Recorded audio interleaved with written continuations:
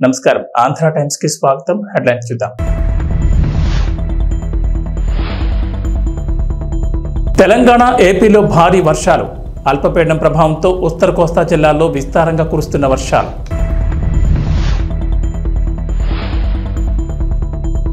ఏపీలోని పలు జిల్లాల్లో స్కూళ్లకు సెలవులు భారీ వర్షాలతో అధికారుల కీలక ప్రకటన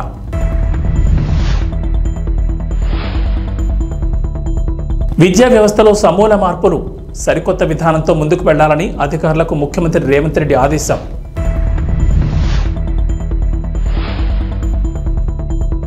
సికింద్రాబాద్ ఉజ్జయిని బోనాలకు అన్ని ఏర్పాట్లు భక్తులకు టీజీఎస్ఆర్టీసీ గుడ్ న్యూస్ ఆంధ్రప్రదేశ్ ను వర్షాలు ముంచెత్తాయి 2 రోజులుగా భారీ వర్షాలు పడుతున్నాయి వాయువ్య పశ్చిమ మధ్య బంగాళాఖాతంలో ఒడిశా ఉత్తరాంధ్ర తీర ప్రాంతంలోని అల్పపీడనం బలపడి వాయుగుండంగా మారింది ఇది వాయువ్య దిశగా పయనించి పూరి సమీపంలో ఒడిశా తీరం దాటే అవకాశం ఉందని చెబుతున్నారు ఈ ప్రభావంతో శ్రీకాకుళం విజయనగరం పార్వతీపురం మన్యం అల్లూరు సీతారామరాజు ఏలూరు ప్రకాశం నంద్యాల జిల్లాలో అక్కడక్కడ పిడుగులతో కూడిన మోస్తరు వర్షాలు కురిసే అవకాశం ఉందంటున్నారు కాకినాడ డాక్టర్ బిఆర్ అంబేద్కర్ కోనసీమ తూర్పుగోదావరి పశ్చిమ గోదావరి కృష్ణా ఎన్టీఆర్ గుంటూరు పల్నాడు బాపట్ల నెల్లూరు చిత్తూరు తిరుపతి కర్నూలు అనంతపురం శ్రీ సత్యసాయి కడప అన్నమయ్య జిల్లాలో అక్కడక్కడ పిడుగులతో కూడిన తేలికపాటి వర్షాలు కురిసే అవకాశం ఉందని అంచనా వేస్తున్నారు భారీ వర్షాలతో విజయనగరం విశాఖపట్నం తూర్పుగోదావరి డాక్టర్ బిఆర్ అంబేద్కర్ కోనసీమ కాకినాడ పశ్చిమ గోదావరి ఏలూరు జిల్లాలోని స్కూళ్లకు కలెక్టర్లు సెలవులు ప్రకటించారు ఇప్పటికే అత్యవసర సహాయక చర్యల కోసం ఏలూరు జిల్లా 2 ఎస్డీఆర్ఎఫ్ కోనసీమ 1 ఎస్డీఆర్ఎఫ్ తూర్పుగోదావరి 2 ఎన్డీఆర్ఎఫ్ బృందాలు పంపించినట్లు విపత్తుల సంస్థ తెలిపింది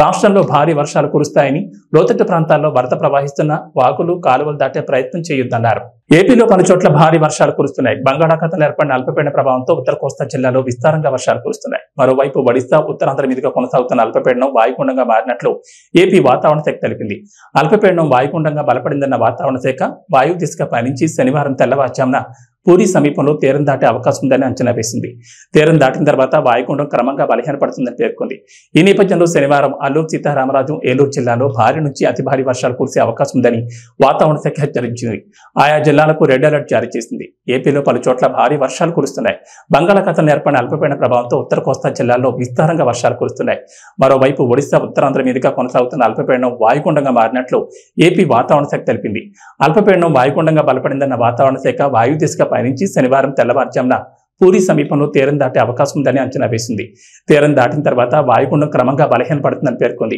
ఈ నేపథ్యంలో శనివారం అల్లూరు సీతారామరాజు ఏలూరు జిల్లాలో భారీ నుంచి అతి భారీ వర్షాలు కురిసే అవకాశం ఉందని వాతావరణ శాఖ హెచ్చరించింది ఆయా జిల్లాలకు రెడ్ అలర్ట్ జారీ చేసింది మరోవైపు వాయుగుండం తీరం దాటే క్రమంలో శనివారం శ్రీకాకుళం విజయనగరం పార్వతీపురం మన్యం నంద్యాల జిల్లాలో అక్కడక్కడ మోస్తరు వర్షాలు కురుస్తాయని ఏపీ విపత్తుల నిర్వహణ సంస్థ తెలిపింది అక్కడక్కడ పిడుగులు పడే అవకాశం ఉందని హెచ్చరించింది అలాగే కాకినాడ కోనసీమ అంబేద్కర్ జిల్లా ఉభయ గోదావరి జిల్లాలు ఎన్టీఆర్ కృష్ణా జిల్లాల్లో అక్కడక్కడ పిడుగులతో కూడిన తేలికపాటి వర్షాలు కురుస్తాయని అంచనా వేసింది వీటితో పాటు బాపట్ల పల్నాడు గుంటూరు నెల్లూరు అనంతపురం శ్రీ సత్యసాయి కర్నూలు వైఎస్ఆర్ జిల్లా చిత్తూరు అన్నమయ్య తిరుపతి జిల్లాలో పిడుగులతో కూడిన వర్షాలు కురిసే అవకాశం ఉందని ఏపీ విపత్తుల నిర్వహణ సంస్థ ఎండీ రోణంకి కోర్మనాథ్ తెలిపారు తెలంగాణలోని పలు జిల్లాల్లో కుండపోత వర్షాలు కురుస్తున్నాయి భారీ వర్షాలకు వాగులు వంకలు పొంగి పొర్లుతున్నాయి చెరువులు జలాశయాలు నిండుకుండను తలపిస్తున్నాయి కాగా నేడు కూడా రాష్ట్రంలో విస్తారంగా వర్షాలు కురుస్తాయని హైదరాబాద్ వాతావరణ కేంద్ర అధికారులు తెలిపారు నేటి నుంచి 2 రోజుల పాటు పలు జిల్లాల్లో అత్యంత భారీ వర్షాలు కొన్ని చోట్ల భారీ వర్షాలు కురుస్తాయని చెప్పారు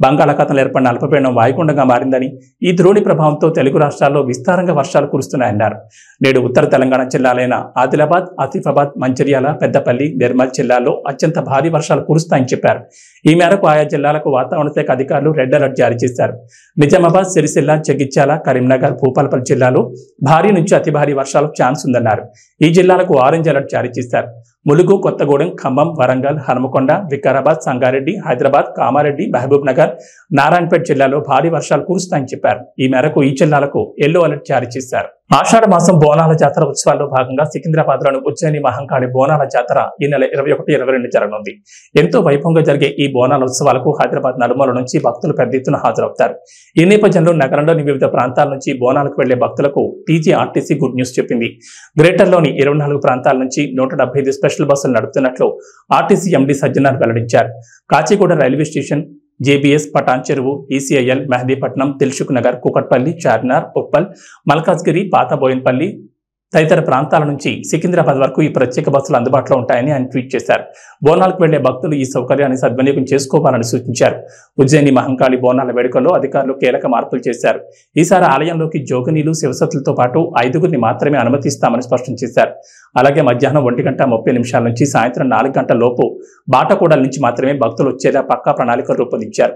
బోనాల అనంతరం నిర్వహించే ఫలారం బండి ఊరేగింపులకు రాత్రి 12 గంటల వరకు మాత్రమే అనుమతిస్తున్నట్లు వెల్లడించారు. భక్తులు ఈ విషయాన్ని గమనించాలని సూచించారు.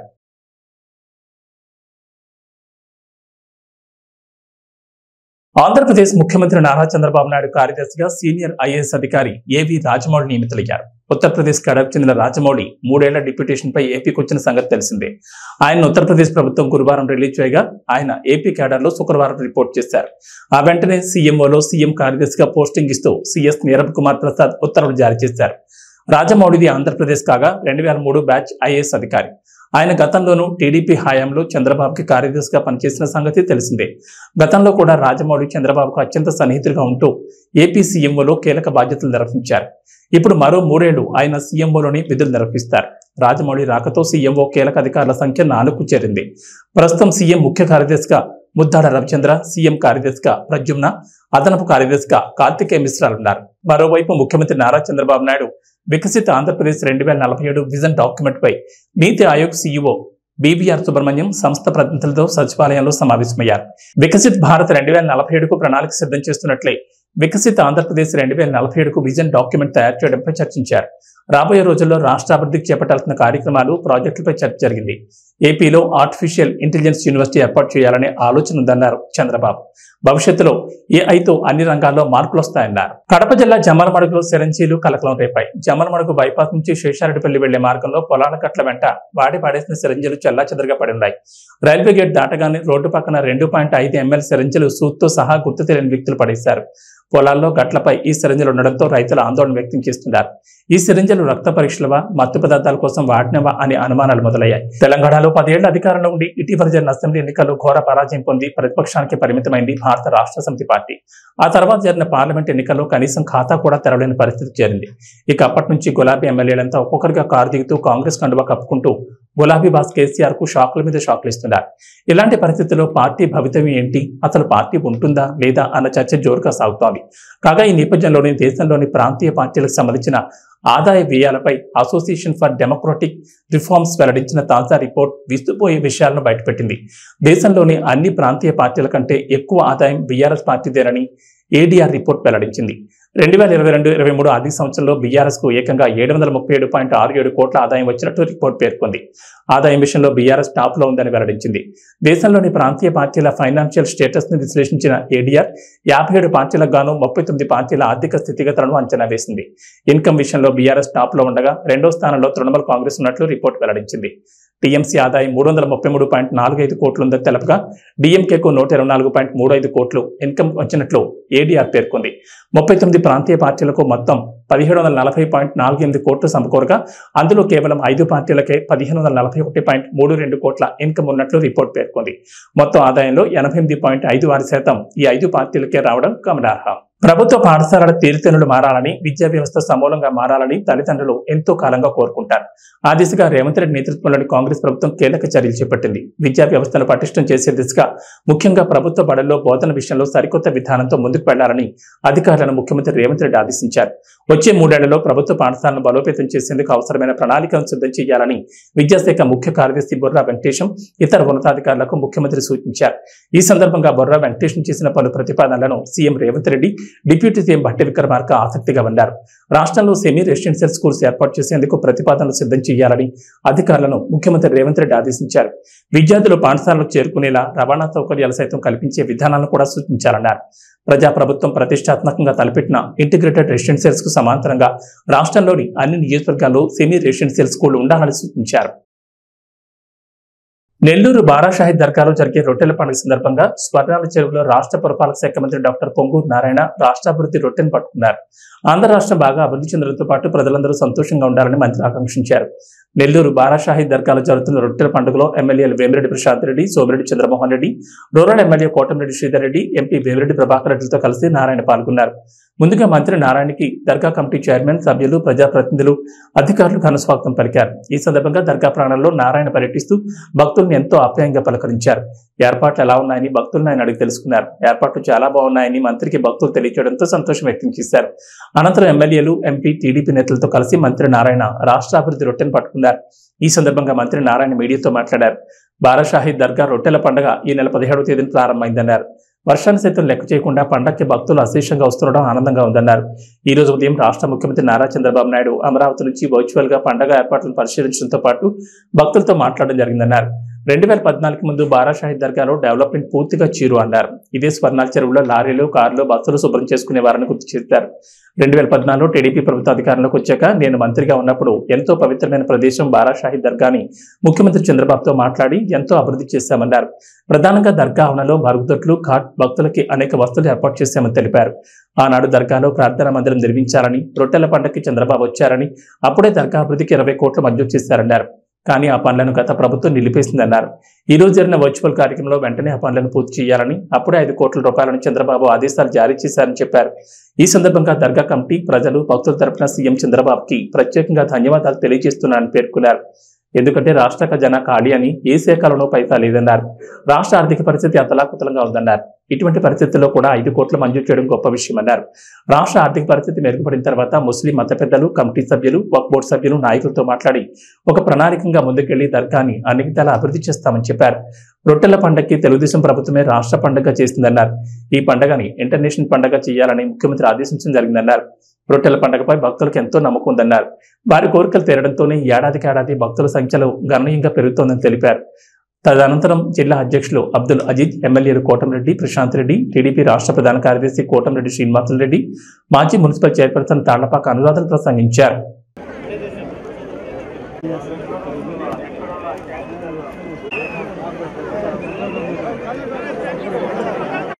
నెల్లూరులో బారాషాహి దర్గా దగ్గర స్వర్ణాల చెరువులో రొట్టెల పండుగ ఈ నెల 17వ తేదీ ప్రారంభమైంది. ఈరోజు 19వ తేదీ. వర్షం పడుతున్నా, చినుకులు పడుతున్నా ఈరోజు ఎవరైతే భక్తులు ఉన్నారో వాళ్ళు అశేషంగా వస్తున్నారు. ఈరోజు ఉదయం ముఖ్యమంత్రి నారా చంద్రబాబు నాయుడు గారు ఈరోజు ఇక్కడ భక్తులను ఉద్దేశించి వర్చువల్గా మాట్లాడటం జరిగింది. అంతేకాకుండా 2014 నుంచి 19 దాకా, 2014 ముందు తీసుకుంటే ఇక్కడ డెవలప్మెంట్ జీరో. ఇదే స్వర్ణాల చెరువులో లారీలు కడిగేవాళ్ళు, కార్లు కడుక్కునేవాళ్ళు, బస్సులు కడుక్కునేవాళ్ళు, అక్కడే టాయిలెట్స్, అక్కడే యూరిన్. అలాంటిది 2014లో ఫస్ట్ టైం తెలుగుదేశం ప్రభుత్వంలో నేను మంత్రిగా ఉన్నప్పుడు దీన్ని ఒక పవిత్రమైన స్థలం, ఇది దీన్ని ఒక నేషనల్ లెవెల్లో, ఇంటర్నేషనల్ లెవెల్లో చేయాలనే ఉద్దేశంతో ఆ రోజు ముఖ్యమంత్రిగా ఉన్న నారా చంద్రబాబు గారి యొక్క ఆదేశంతో ఇక్కడ చక్కగా పర్మనెంట్ టాయిలెట్స్ కట్టాం, ఒక హాల్ కట్టాము, రోడ్లు వేసాము, ఘాట్లు కట్టాము, తర్వాత ట్రీ ప్లాంటేషన్ చేసాం, వాటర్ ఫెసిలిటీ చేసాం. అంతేకాకుండా ఒక ప్రేయర్ హాల్ కట్టాలని ఆ రోజు ముఖ్యమంత్రిగా నారా చంద్రబాబు నాయుడు గారు రావటం, ఒకసారి 20 కోట్లు శాంక్షన్ చేయడం జరిగింది. ఆ వర్క్ ఆగిపోయింది కాలమ్స్లో. అయితే ఈరోజు ముఖ్యమంత్రి గారు ఈరోజు యాక్చువల్గా ప్రజలను ఉద్దేశిస్తూ ఆ పని కంప్లీట్ చేయండి, వీలైనంత తొందరలో కంప్లీట్ చేయండి అని చెప్పడం, దానికి ఒక 5 కోట్లు యాక్చువల్గా శాంక్షన్ చేశారు. కాబట్టి బారాషాహి దర్గా కమిటీ మెంబర్స్ ఎవరున్నారు వాళ్ళ తరఫున, నెల్లూరు ప్రజలందరి తరఫున మొదట ముఖ్యమంత్రి గారికి ప్రత్యేకంగా ధన్యవాదాలు తెలియజేస్తున్నాను. ఎందుకంటే ఖజానా ఖాళీ, ఏ డిపార్ట్మెంట్లో కూడా పైసా లేదు, రాష్ట్ర ఆర్థిక పరిస్థితి అసలు అతలాకుతంగా ఉంది. ఇటువంటి పరిస్థితుల్లో కూడా ఇది ఒక రాష్ట్ర పండుగగా తెలుగుదేశం 2014-19 దాకా చేసింది. దీన్ని ఒక ఇంటర్నేషనల్ సెంటర్గా చేయాలి అని ఈరోజు ముఖ్యమంత్రి గారు ఆదేశించారు. దీని ఈరోజు ఈ రాష్ట్రం నుంచే కాకుండా ఇతర దేశాల నుంచి కూడా వస్తున్నారు. దీన్ని ఇంకా బాగా పాపులర్ చేయాలి, ప్రజలకు ఎక్కువ నమ్మకం, రొట్టెలు పట్టుకోవటం, రొట్టెలు వదలటం. ఇది 414 సంవత్సరాల పైగా చరిత్ర కలిగింది. ఒకరు రొట్టె వదిలితే మరొక రొట్టె పట్టుకుంటారు. వాళ్ళ కోరిక తీరిన తర్వాత వచ్చి మళ్ళీ రొట్టె వదులుతారు. అలాంటి అంటే సంవత్సరం భక్తుల సంఖ్య పెరుగుతుందంటే వాళ్ళు అనుకునేవి జరుగుతున్నాయి, వాళ్ళ కోరికలు నెరవేరుతున్నాయి, ఆ నమ్మకం పెరుగుతుంది. అందుకనే దీన్ని ఒక ఇంటర్నేషనల్ సెంటర్గా డెవలప్ చేయండి, స్టేట్ లెవెల్ ఫంక్షనే కాదని ఈరోజు ముఖ్యమంత్రి గారు ఆదేశించారు. ఖచ్చితంగా ఖజానా అనేది కొంత సెటరైట్ అయిన తర్వాత ఈ పరిసర ప్రాంతాలను ఎలా చేయాలి, ఏం చేయాలనేది మళ్ళీ ముఖ్యమంత్రి గారితో కూర్చొని ఇక్కడ ఉన్న నాయకులు ముస్లిం సోదరులతో కూడా కూర్చొని డిస్కస్ చేసి, వక్ఫ్ బోర్డు అధికారులతో కూర్చొని డిస్కస్ చేసి దీనికి ఒక ప్లాన్ ఆఫ్ యాక్షన్ చేయడం జరుగుతుంది. ఆ ప్లాన్ ఆఫ్ యాక్షన్ ప్రకారం దీనికి ముందుకు పోవడం జరుగుతుంది. ఖచ్చితంగా ఈరోజు నెల్లూరులోని ముఖ్య నాయకులైనటువంటి ఈరోజు ఎంపీ గారు వేమిరెడ్డి ప్రభాకర్ రెడ్డి గారు, వారు మిసెస్ కొవ్వూరు ఎమ్మెల్యే గారు, మరియు చంద్రమోహన్ రెడ్డి గారు, మరియు రూరల్ ఎమ్మెల్యే, తర్వాత అజీజ్ ఎక్స్ మేయరు, తర్వాత ఎక్స్ నుడా చైర్మన్ మన శ్రీనివాసరెడ్డి, ఎక్స్ చైర్పర్సన్ అనురాధ, అందరం కలిసి ఈరోజు యాక్చువల్గా ఈ రొట్టెల పండుగలో ఇప్పుడే యాక్చువల్గా పోవటం, రొట్టె పట్టుకోవడం జరిగింది. మేమంతా పట్టుకున్న రొట్టె రాష్ట్ర అభివృద్ధి, ఈ రాష్ట్రం బాగా అభివృద్ధి చెందాలి. ఈరోజు ఉదయం ముఖ్యమంత్రి గారు కూడా చాలా క్లారిటీగా చెప్పారు, మీరందరూ రాష్ట్రం బాగా అభివృద్ధి చెందాలి, రాష్ట్ర ఖజానా బాగా నిండాలి, మళ్ళీ ఆ ఖజానా నుంచి పేద ప్రజలకు కొంత సొమ్ము వచ్చేటట్టుగా, అదేవిధంగా డెవలప్మెంట్కి కొంత అలాట్ చేసేటట్టుగా, రాష్ట్ర ఖజానా డెవలప్ అయ్యేటట్టుగా, రాష్ట్రం అన్ని విధాలుగా అభివృద్ధి అయ్యేటట్టుగా, అన్ని వర్గాల ప్రజలు డెవలప్ అయ్యేటట్టుగా మీరు రొట్టె పట్టుకోండి చెప్పడం జరిగింది. దాని మీద ఈరోజు మేము నాయకులందరం యాక్చువల్గా ఈరోజు ఇప్పుడే రొట్టె పట్టుకొని ఇక్కడికి వచ్చాం. ఒక్కటే ఆ అల్లా దయ వల్ల ప్రతి ఒక్కరూ సుఖ సంతోషం ఉండాలని, సకల ఐశ్వర్యాలు కావాలని కోరుకుంటున్నాను. Thank you. భద్రాచలం వద్ద గోదావరి వరద స్వల్పంగా పెరుగుతోంది. ఎగువ ప్రాంతాల్లో కురుస్తున్న ఎడతెరిపి లేని వర్షాల కారణంగా వరద నీరు గోదావరిలో చేరుతుండటంతో శుక్రవారం మధ్యాహ్నం 12 గంటల సమయానికి భద్రాచలం వద్ద 25.3 అడుగులకు నీటి మట్టం చేరుకుంది. నేటి సాయంత్రానికి 30 అడుగులు చేరుకునే అవకాశం ఉందని అంచనాలు వేస్తున్నారు అధికారులు. అప్రమత్తంగా లోతట్టు ప్రాంత వాసులు అప్రమత్తంగా ఉండాలని అధికారులు సూచిస్తున్నారు.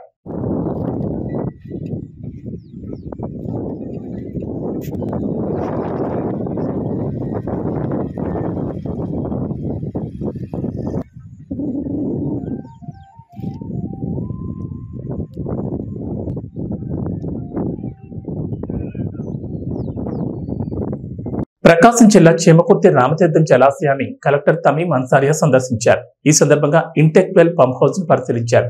జలాశయంలో నీటి లభ్యత, నీటి సరఫరా తదితర అంశాలను ఇరిగేషన్ శాఖ అధికారులు కలెక్టర్కు వివరించారు. అడుగంట జలాశయానికి సాగర్ జలాలు సోమవారం సాయంత్రానికి చేరుకుంటాయని చెప్పారు. జలాశయం గురించి సవివరంగా కలెక్టర్ అధికారులను అడిగి తెలుసుకున్నారు. ఈ కార్యక్రమంలో RWS SE Marda Ali, irrigation SE Muralikrishna, Abdul Aleem, engineering అధికారులు పాల్గొన్నారు. చాలా కష్టం.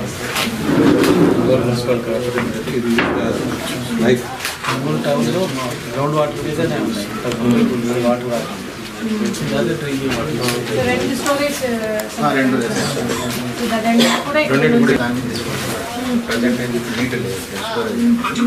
మొత్తం ఇప్పుడైతే దీని మీద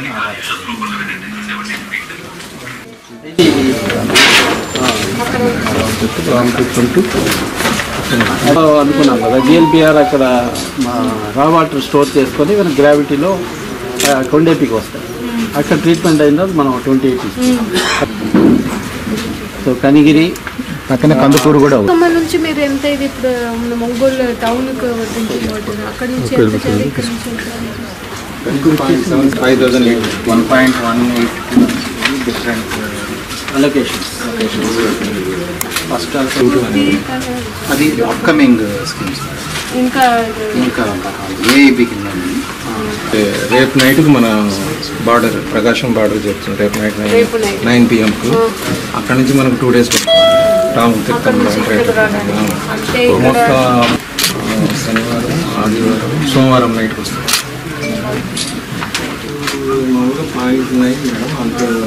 ఫార్ములా వచ్చేసి 85 ఇది. ఇది మేడం సిస్టమ్. ఇది వచ్చేసి బైక్ ఆర్డర్ దీని కింద అప్ స్ట్రీమ్ వచ్చేసి 2 drinking water tanks non notified ఉన్నాయి. తర్వాత downstream of Ramatheertham balance వచ్చేసి మన ఇది 4 gates 160 cusecs discharge 4 gates open channel కొన్ని లైనింగ్ ఉంది, మోస్ట్ ఆఫ్ ది లైనింగ్ ఉంది. అక్కడ ఇటువైపు లైనింగ్ చేశారు కానీ most of the bed is unlined. That's why it takes 2 days for the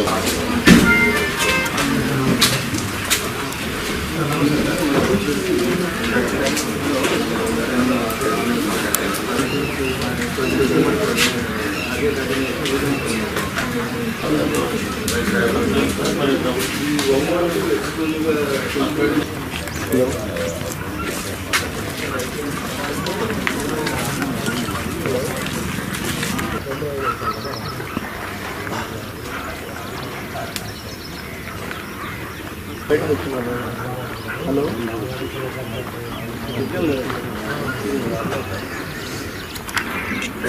hello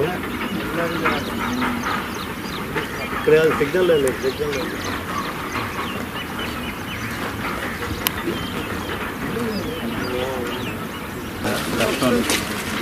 soil erode కాదు, బండ్ ఎరోడ్ కాదు. ఇన్సైడ్ లైనింగ్ అన్నీ కూడా ఈ ప్రాజెక్ట్ భాగంగానే అప్పుడు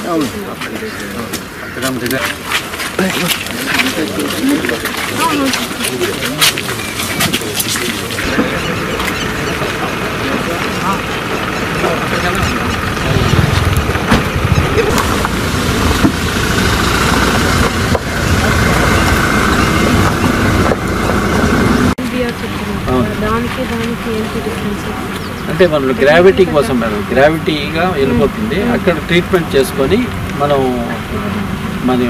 వాటర్ ట్రీట్ చేసుకొని వచ్చేసరికి ఇక్కడ నుంచి ఇక్కడ పంప్ చేసి ఇది రా వాటర్, ఇది ఓన్లీ రా వాటర్.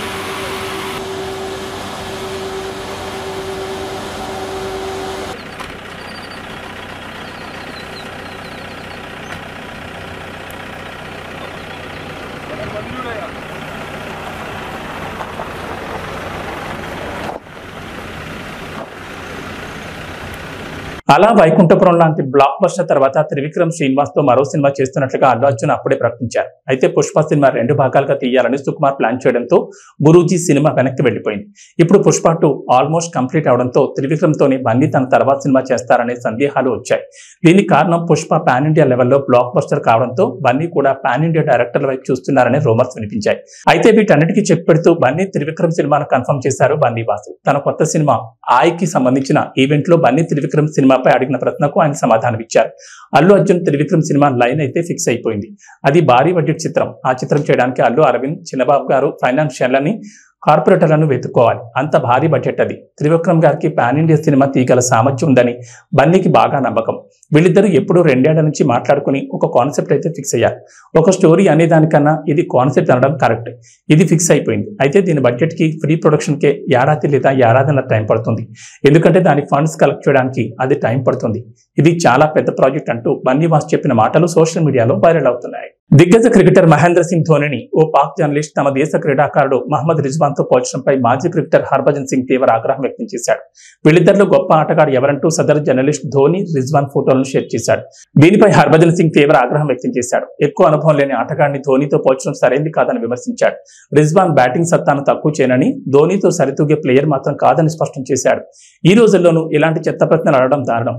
రిజ్వాన్ కంటే ధోని చాలా ముందున్నాడు. ఇందులో ఎలాంటి అనుమానం అక్కర్లేదు. నిజాయితీగా సమాధానం ఇవ్వాలి. రిజ్వాన్ ఆటను నేను కూడా ఇష్టపడతా. నిబద్ధతతో ఆడేందుకు ఎల్లవేళలా ప్రయత్నిస్తాడు. అయితే ధోనితో రిజ్వాన్ ను పోల్చడం తప్పు. ఇప్పటికే ప్రపంచ క్రికెట్ లో అతనే నెంబర్ 1. వికెట్ల వెనుక అత్యంత చురుగ్గా వ్యవహరించిన వికెట్ కీపర్లు చాలా అరుదు. ఈ జాబితాలో ధోనినే టాప్ అని హర్భజన్ సింగ్ అన్నారు. AB bulletin session. నమస్కారం.